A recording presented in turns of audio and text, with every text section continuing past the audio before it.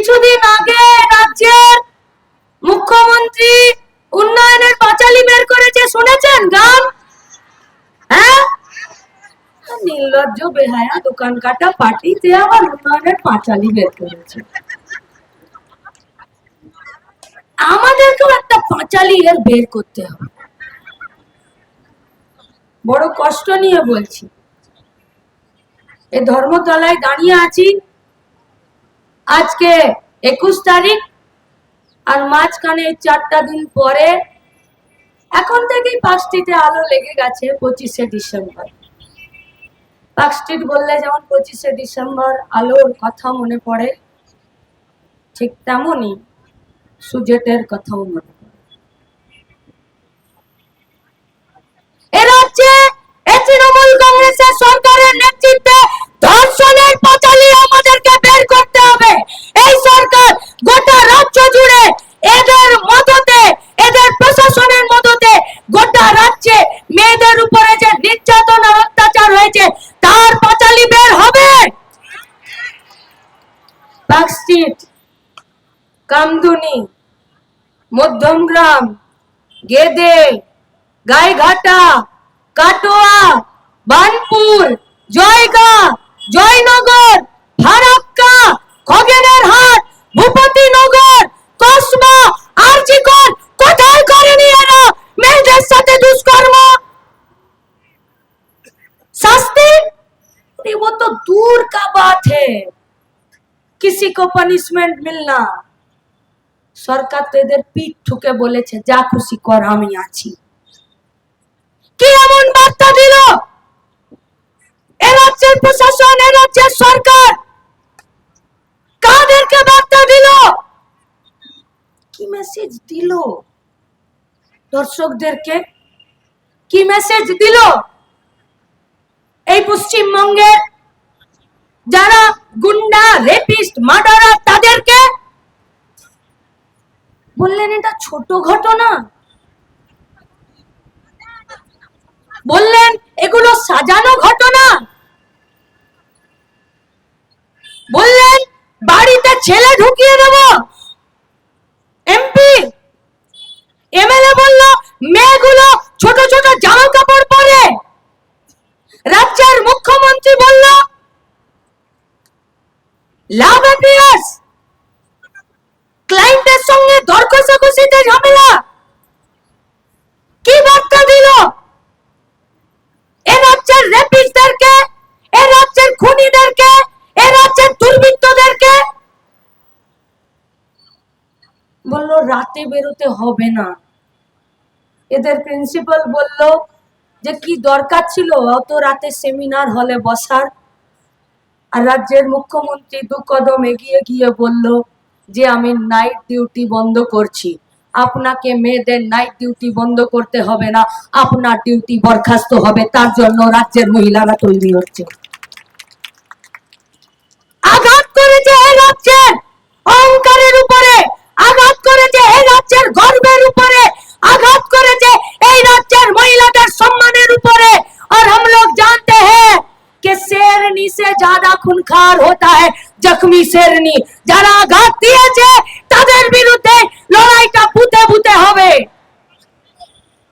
কি দেখলাম আমরা গোটা রাজ্য জুড়ে?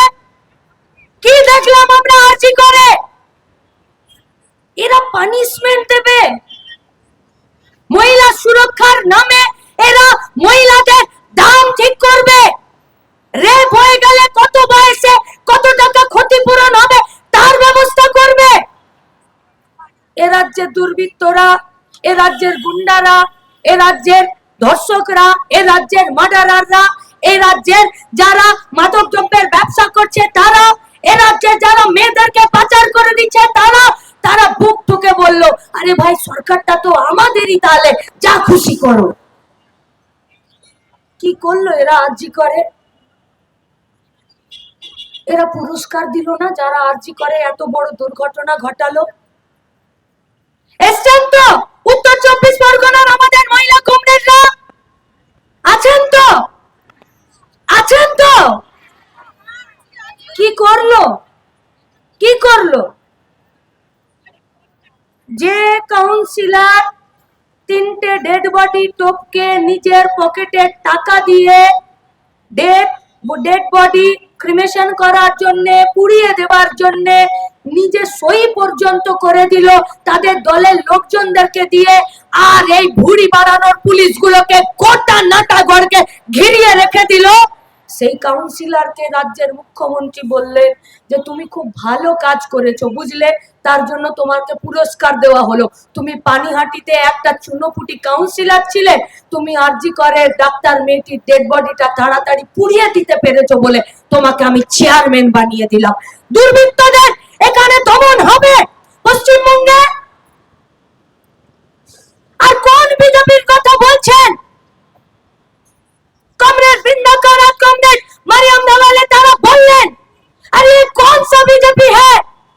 पूछिए इनसे। इसका जो नीचे तबके का लीडर है वहां से पूछिए। আমরা সবাই নিজের নিজের জেলায় ফিরে যাব, নিজের ব্লকে ফিরে যাব, নিজের গায়ে নিজের বুথে ফিরে যাব, সেখানে আমরা যাই। আর এখানে যারা বিজেপির নিচের তলার কর্মী আছে তাদেরকে গিয়ে জিজ্ঞেস করি যে ভাই, তৃণমূলকে টাইট দিতে গেছিলে, তোমাদের কাছে আমাদের 3-4টে প্রশ্ন, কি করলে তোমরা? আরজি করের মা বাবা তোমাদের কাছে শুধুমাত্র এটুকু আবেদন করেছিল যে স্বরাষ্ট্রমন্ত্রী অমিত শাহ পশ্চিমবঙ্গে সেই সময় 2টো দিন ঘুরে ঘুরে মিটিং করলো, একটা বার স্বরাষ্ট্রমন্ত্রী अमित शाह সঙ্গে দেখা করিয়ে দিতে। চাইয়ে पूछिए आपका राज्य लेवल का लीडर लोगों से যে কেন একটা বার দেখা করিয়ে দিলে না? আমরা জিজ্ঞেস করতে চাইছি बीजेपी কর্মীদের কাছে, जो लोग तृणमूल का इस धोखेधारी, तृणमूल का इस अत्याचार, निर्যাতন, স্বৈরাচারের বিরুদ্ধে, গুন্ডা রাজের বিরুদ্ধে লড়তে চাইছে, তোমাদের কাছে আমাদের একটা প্রশ্ন, আরজি করের মা বাবাকে একটা বার প্রধানমন্ত্রীর সঙ্গে দেখা করিয়ে দিলে না? আর আজ তো বৃন্দা কারাত যা বললেন যে পার্লামেন্টে একটা এমপি কথা বলেনি। রাজ্যের তৃণমূলের এতগুলো এমপি কে মানুষ দিল্লিতে পার্লামেন্টে পাঠিয়েছে, কিন্তু আরজি করের বিচারের জন্য নাকি একটা কেউ কথা বলেনি। তাহলে এরা কি করতে যায় পার্লামেন্টে? বলছে দেশে রাজ্যে নাকি টয়লেটের অভাব আছে, তাই নাকি পার্লামেন্টে এরা টয়লেট করতে যায়। हाँ, देश की सरकार एक के बाद एक जनता के खिलाफ, জনগণের বিরুদ্ধে একটার পর একটা বিল আনছে আর আইন পাস করছে, আর তৃণমূলের এমপিদেরকে জিজ্ঞাসা করছে তুমি এই আইনটা, তুমি থাকতে আইনটা পাস হয়ে গেল। বলছে আমার ওই সময় বাথরুম পেয়ে গেছিল, আমি বাথরুমে চলে গেছিলাম। আরে আমাদের রাজ্যে বাথরুমের অভাব আছে? দিদিমণি একটা কারখানার ফিতে কাটেনি, যদি ফিতে কেটেছে তাহলে শুধুমাত্র বাথরুমের ফিতে কেটেছে, আর তুমি যাচ্ছ দিল্লি। আসলে মানুষের বিরুদ্ধে যে লড়াইটা ঘোষণা করেছে দেশের সরকার, যে লড়াইটা ঘোষণা করেছে বিজেপি সরকার, যে লড়াইটা ঘোষণা করেছে আরএসএস, এই রাজ্যের গরিব মেহনতি মানুষ মহিলাদের বিরুদ্ধে, একইভাবে এই রাজ্যের সরকারটা, এই রাজ্যের তৃণমূল কংগ্রেসের পার্টিটা আরো জঘন্যভাবে সেই কাজটা করছে। কাকে দোষী সাব্যস্ত করলো আরজি করে? यही सब सिविक वॉलेंटियर लोगों को। और राज्य का सीबीआई, देश का सीबीआई आया और सीबीआई आके इन्वेस्टिगेशन করলো। কেজি ধরে সমন পাঠিয়েছিল, কেজি ধরে আসছে, ছাপাচ্ছে, জেরক্স করছে, আর গোটা রাজ্যে খেলে ইডেনে যাবে নোটিশ, গান গায় আরজি করের বিরুদ্ধে কথা বলছে নোটিশ, কবিতা লেখে নোটিশ, একটা থিয়েটার করবে নোটিশ, একটা পথনাটক করবে নোটিশ, একজন কেউ ছবি আঁকবে নোটিশ, একজন কেউ মিছিল করবে নোটিশ, একজন কেউ ক্লাবের থেকে লিখবে উই ওয়ান্ট জাস্টিস, তাকে নোটিশ। কেজি ধরে নোটিশ ছাপালো আর লালবাজারে সবকে ডাকলো, কিন্তু বিচারের কি হলো? এই পশ্চিমবঙ্গে যতদিন তৃণমূল কংগ্রেসের সরকারটা থাকবে, মেয়েদের বিরুদ্ধে ধর্ষণের, অত্যাচারের, নির্যাতনের বিচার হবে না। তাই বিচার পেতে গেলে এই সরকারটাকে বিদায় দিতে হবে, এই পার্টিটাকে তুলে ফেলতে হবে, তাছাড়া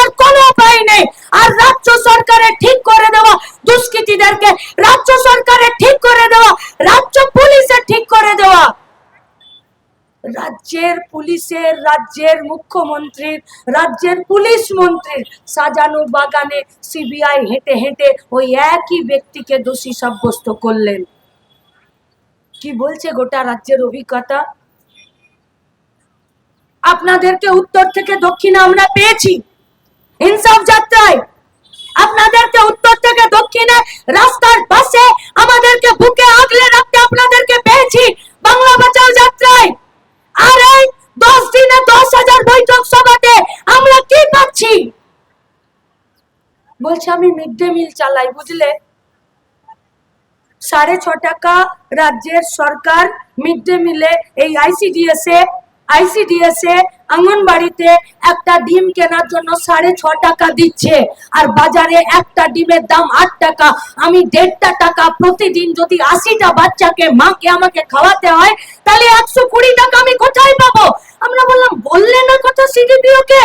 বলছে বলেছি, শুনছে না, বলছে তোমাকে 6.5 টাকাতেই চালাতে হবে।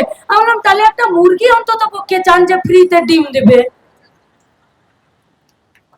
6.5 টাকাই দেবে, অথচ ডিমও দিতে হবে, কিন্তু 1.5 টাকা কে দেবে?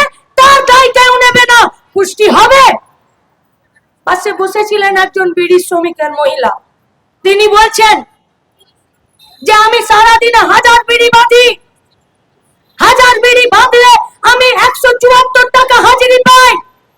রাজ্যের সরকারের বিড়িতে 1000 প্রতি কত পয়সা লাগে দেওয়ার নিদান আছে? 278 টাকা।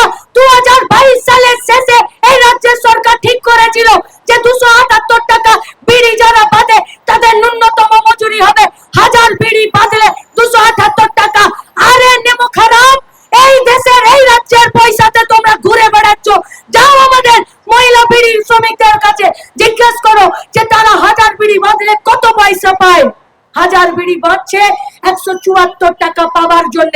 মহাজন বলছে তুমি 174 টাকা পাবে, 1000 বিড়ির সঙ্গে 100 বিড়ি আরো বেঁধে দিতে হবে। কেন না, যদি 1000 বিড়ির মধ্যে বাকিটা খারাপ হয়ে যায়, আর 174 এর জায়গায় 150 টাকা, বাকি মাঝখানে 24 টাকা কেউ জানে না। পাশে বসেছিলেন আবাস যোজনাতে ঘর পাওয়া, বলছে আবাস যোজনায় ঘর পেতে গেলে 1,60,000 টাকা পেতে গেলে আমাকে প্রথমেই ওর পকেটে 20,000 দিয়ে দিতে হচ্ছে। তাতে যদি হয় তো বাড়ির কারো একটা কিডনিও বেচে দিতে হবে, তবে কি আমি আবাস যোজনার ঘর পাবো। আর এক কিস্তির পরে দ্বিতীয় কিস্তি যখন আসছে তখন বলছে আবার দ্বিতীয় কিস্তির জন্য কোথাও 5,000, কোথাও 10,000 দিতে হবে। পাশে বসেছিলেন পরিযায়ী শ্রমিক, জব কার্ড পেয়েছেন এ পশ্চিমবঙ্গের মহিলা, তিনি বলছেন যে আমি দীর্ঘদিন ধরে জব কার্ডে কোনো কাজ পাইনি, কিন্তু আমার অ্যাকাউন্টে একদিন 5,000 টাকা ঢুকলো। তৃণমূলের ছেলেপুলেরা এলো, এসে বলছে টাকাটা বের করে দিন। আমি টাকা তুললাম, সেই টাকা থেকে আমার হাতে 500 টাকা দিয়ে 4,500 টাকা নিয়ে চলে গেল। কেন এই মাঝখানের টাকা গুবলেট হচ্ছে? একজন মুটে মজদুর 1 টন 20টা বস্তা নিজের পিঠে সে লেদে নিয়ে হয় গাড়িতে তোলে, নইলে গাড়ি থেকে গুদামে তোলে। কত পাই বুঝতে পারছেন? 1 টন 20টা বস্তা, 1 টন ওজন নিজের শরীরে বয়ে কত পাই? 65 টাকা এ পশ্চিমবঙ্গে। হাতে কত পাই? 58 টাকা। কেন 5টা টাকা দেয় না কেন তোমাকে? আমি তো জানি না। কেন 5টা টাকার জন্য বলছো না যে আমার বাকি 5টা টাকা দাও? বলছে এমনিতেই 15টা দিন কাজ পাই, যদি আবার 5টা টাকা চাইতে যায়, যদি আমার কাজটা না থাকে, আমি পরিযায়ী শ্রমিক হতে পারবো না। আমার পাড়ার বাকিরা পরিযায়ী শ্রমিক হয়ে গেছে, আমাকে গতর খাটিয়ে পিঠে 1 টন বস্তা 20টা বস্তা আমাকে বয়ে নিয়ে, আর আমার 65 টাকা আমার হাজিরি, সেখানে আমি 58 টাকা পাই, মাঝখানের 5 টাকা উড়ে যাচ্ছে। একটা এমএসসি পড়া ছেলে গৌড় বিশ্ববিদ্যালয়ে, সে বলছে যে আমাকে প্রথমে নোটিফিকেশন ছিল যে আমাকে 4,000 টাকা টিউশন ফিস দিতে হবে সারা বছরে। প্রেসিডেন্ট চেঞ্জ হয়ে গেল, বললো এবার তোমাকে তো 8,000 টাকা দিতে হবে সেমিস্টারে। 4,000 টাকা বছরের টিউশন ফিস, সেখানে সারা বছরে দুটো সেমিস্টারে 8,000 করে টাকা, মানে 16,000 ছিল, 4,000 হয়ে গেল 16,000। বিশ্ববিদ্যালয়ের নোটিশে ছেলেপুলেরা গেল, লড়াই করলো। ইউনিভার্সিটির যারা কর্মকর্তারা আছেন, যারা আধিকারিক আছেন, তাদের গেট আটকালো। একটি গরিব বাড়ির মেয়ে ছিল, সে আটকালো। তারা বেরিয়ে এসে বলল যে ভিসি নেই, বুঝলে, তোমার এই আমি ফিসটা চেঞ্জ করতে পারবো না। ছাত্ররা বলছে আমাদের ফান্ডামেন্টাল রাইটস আছে, যদি ভিসি নেই বলে তুমি ফিস কমাতে না পারবে, তাহলে ভিসি নেই তো তুমি 4,000 টাকা না 16,000 টাকা করলে কি করে? তৃণমূলের টিএমসিপি নেতারা এলো, এসে নিয়ে তাদেরকে মারলো, ধরলো, পুলিশে নিয়ে গেল। পুলিশে থানাতে বসিয়ে বাচ্চা বাচ্চা ছেলেগুলোর সাথে নেগোসিয়েট করছে যে তোমাদের নামে একটা লাল দাগ লেগে যাবে, তোমরা চাকরি বাকরি পাবে না, যা আছে ফিস সেটাই দিয়ে দাও। আর টিএমসিপি নেতারা তারা সেখানে দাঁড়িয়ে ওই ফিসের বাড়ার বিরুদ্ধে কথা বলছে না, সেখানে ওই ছাত্রকে বেশি করে টাকা দিতে হবে। আর যে মেয়েটি ডেটে লড়ে গেছিল আর ভিসির রুমের দরজা সে খুলতে দেয়নি, সেই মেয়েটি যখন ফিস দিতে পারছে না, সেই মেয়েটি যখন লড়াই টিকে গেল, তখন টিএমসিপি নেতারা তাকে ফোনে বলছে এতবার বাড়িস না, তোকে আরজিকর করে দেব। অটো চালক কত অমানবিক এই রাজ্যের পুলিশ, এই রাজ্যের সিভিক। অটো চালক একটি মুমূর্ষ অসুস্থ মানুষকে নিয়ে হসপিটাল যাচ্ছে, হসপিটালের সামনে পেশেন্ট বলছে আর একটু কাছে নিয়ে চলো, আর একটু হেঁটে যেতে পারবো না।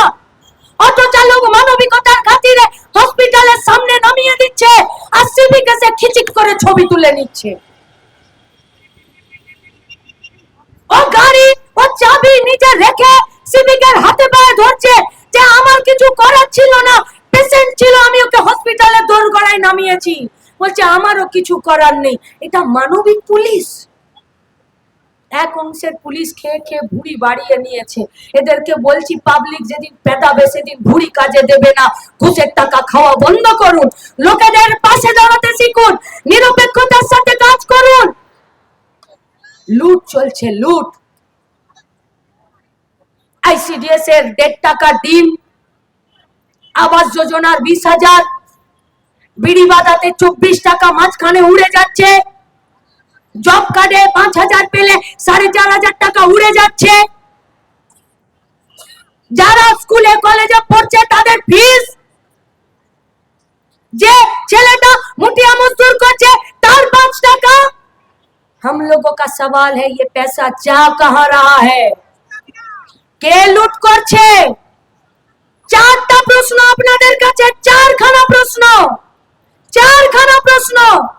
কে লুট করছে? এই লুটের টাকা কোথায় যাচ্ছে?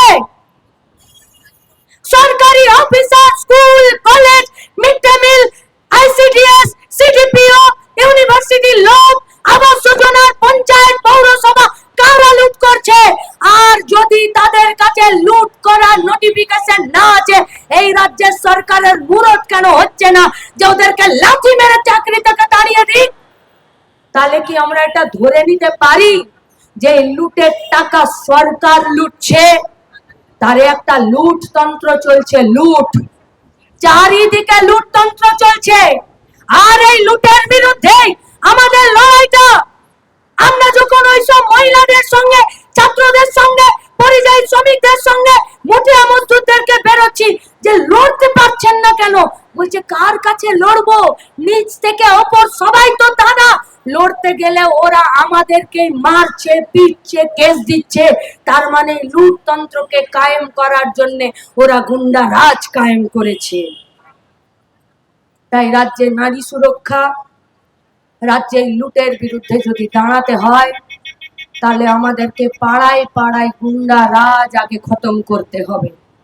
গণতন্ত্র, নারী মুক্তি, সমানাধিকার, এমনি এমনি 3টে স্লোগান আমরা আমাদের ঝান্ডায় লিখিনি। এমনি এমনি আমাদের সংগঠন তৈরি হয়নি। এ সংগঠনের ভিত্তির নাম ছিল আত্মরক্ষা সমিতি। আর আত্মরক্ষা মানে নিজের রক্ষা, নিজের রক্ষা মানে বাংলার রক্ষা। আর বাংলাকে যদি রক্ষা করতে হয়, বাংলাকে যদি বাঁচাতে হয়, তাহলে বুথে বুথে এই গুন্ডা রাজের বিষ দাঁত উপড়ে ফেলে দিতে হবে। আর তার জন্য এই সম্মেলন, এই সমাবেশ থেকে আমাদের কাছে এইটাই বার্তা, এদের পাপের, এদের ধর্ষণের পাঁচালী যেমন আমরা বুথে বুথে পড়বো, তেমনি বুথে বুথে এই লুটের রাজত্বকে হারিয়ে দেবার জন্য, উপড়ে ফেলার জন্য গুন্ডা রাজের বিরুদ্ধে লড়তে হবে। তাই আপনাদের কাছে আমাদের আবেদন, একটাই স্লোগান, इतना जोर से हम लोगों को ये स्लोगान देना है कि इस पश्चिम बंगाल का ममता बनर्जी का भी दिल दहल जाए। ওরও যাতে শীতের দিনেও কপালে ঘাম বেরোয় যে রাজ্যের বাঘিনীরা জেগে উঠেছে, বুথে বুথে গুন্ডা রাজ চলতে দেবে না। তাই আজকে স্লোগান হবে গুন্ডা রাজ আপনারা কত জোরে বলতে পারেন খতম করো। এখান থেকে নবান্ন বহু দূরে নয়, ওই নবান্ন অভিযানে ওই বাসটা যেখানে আছে সেখানে মইদুলকে শেষবারের জন্য শ্বাস নিতে দেখেছিলাম। তাই আজকে ওই মন থেকেই, ওই কষ্ট থেকেই, ওই যন্ত্রণা থেকেই আজকে স্লোগান হবে গুন্ডারাজ, গুন্ডারাজ, গুন্ডারাজ।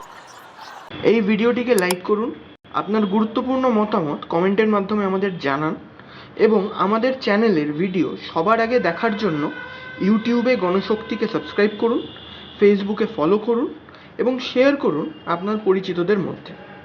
আমাদের চ্যানেলে আপলোড হওয়া ভিডিও নোটিফিকেশন পেতে বেল আইকনটি ক্লিক করতে ভুলবেন না।